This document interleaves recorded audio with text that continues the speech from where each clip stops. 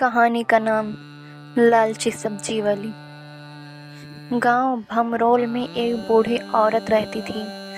नाम था गुलाबी बाई।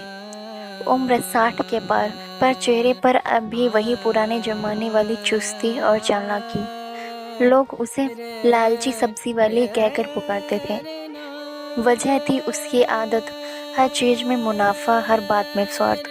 गुलाबी बाई हर सुबह गांव की गलियों में अपनी सब्जियों की टोकरी उठाकर निकलती।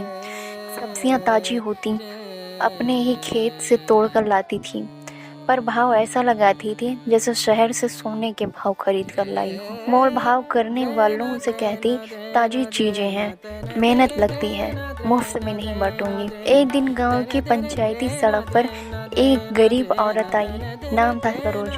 वह अपने 2 बच्चों के साथ गांव में नया आई थी। पति की मृत्यु के बाद मायके में बसने की कोशिश कर रही थी। पास में पैसे कम थे, पर बच्चों के लिए थोड़ी सब्जी खरीदने की जरूरत थी। सरोज ने गुलाबी बाई से कहा, माँ थोड़ी सब्जी कम रेट में दे दो, बच्चे भूखे हैं। गुलाबी बाई ने हंसते हुए कहा, अरे बहुरिया, ये सब्जी मुफ्त में नहीं उगती, खेत में पसीना बहाना पड़ता है, नहीं खरीदना है तो मत आओ। सरोज मायूस होकर चली गई, आंखों में भूख और थकान। उसने भी कुछ सब्जियां मांगी। गुलाबी बाई ने उसे भी टाल दिया। बिना पैसों के दुकान नहीं चलती बाबा। गांव वाले चुपचाप देखते रहे। कुछ को गुस्सा भी आया, पर गुलाबी बाई से उलझने की हिम्मत किसी में नहीं थी। उसका मुंह बहुत तेज था और बातों से सबको चुप करा देती। वक्त पलट गया, समय बीतता गया। गांव में नई सब्जी मंडी खुल गई, जहां शहर के व्यापारी सस्ते दामों में सब्जी बेचने लगे। धीरे धीरे लोग गुलाबी बाई से खरीदना बंद करने लगे। कोई कहता, उसके तो रेट ही आसमान छूते हैं। कोई कहता, उसमें ममता नहीं बस मुनाफा है। गुलाबी बाई की कमाई घटने लगी। एक दिन ऐसा आया कि उसकी सब्जियां बच जाती और वो सड़ने लगती। न वह भाव कम करती, न लोग खरीदते। फिर एक दिन वह बीमार पड़ी, तेज बुखार, हाथ पैर ढीले। कोई देखने नहीं आया। उसने कई घरों में आवाज लगाई, मदद मांगी, पर लोगों ने अनसुना कर दिया।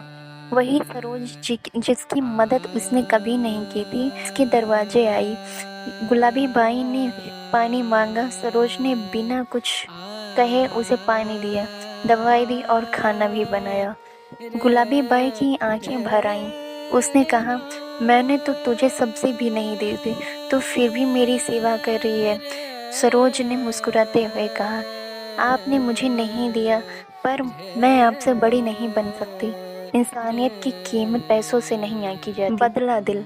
गुलाबी बाई की तबीयत धीरे धीरे ठीक होने लगी। अब वह रोज सोचती, मैंने क्या किया, एक लालच में अंधी औरत बन गई। अगले हफ्ते से वह फिर सब्जी लेकर निकलने लगी, पर इस बार उसका अंदाज बदला हुआ था। गरीबों को सब्जी मुफ्त में देने लगी।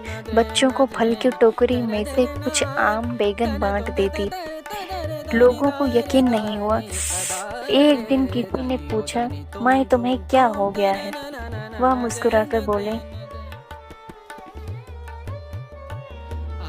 पैसा तो आ जाएगा, पर दुआएं कमाने के लिए दिल बड़ा होना चाहिए। नई पहचान।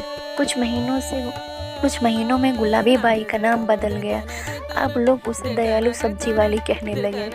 गांव के मंदिर में उसके नाम से सेवा टोकरा रखा गया, जिसमें वो रोज कुछ सब्जियां गरीबों के लिए रख। अब उसका एक छोटा सा घर था, आमदनी भी कम थी, पर सुकून भरपूर था। शिक्षा।